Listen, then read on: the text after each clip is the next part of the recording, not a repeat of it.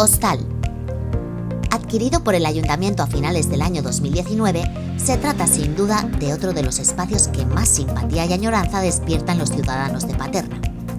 Aunque el edificio era propiedad de la familia Trenor, hablar del Hostal es hablar de la familia Guillem.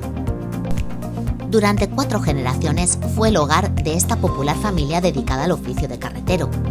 Sus actividades comprendían tareas tan diversas como llevar pienso para el ganado a Pedralba y Bugarra, traer carbón vegetal desde Sinarcas o la Sierra de Espadán, llevar cargamentos de cebolla al puerto de Valencia o retirar escombros de las obras que se lo solicitaban.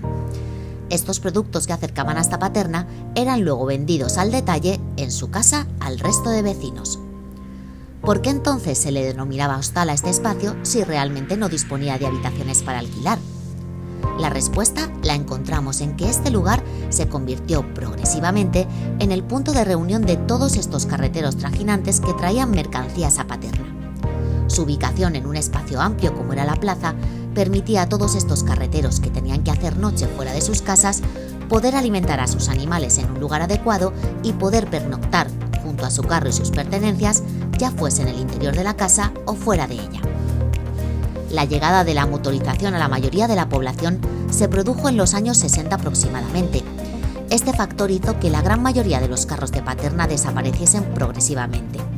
Sin embargo, los Guillem continuaron con sus actividades utilizando el carro para ganarse la vida y para el cultivo de sus tierras.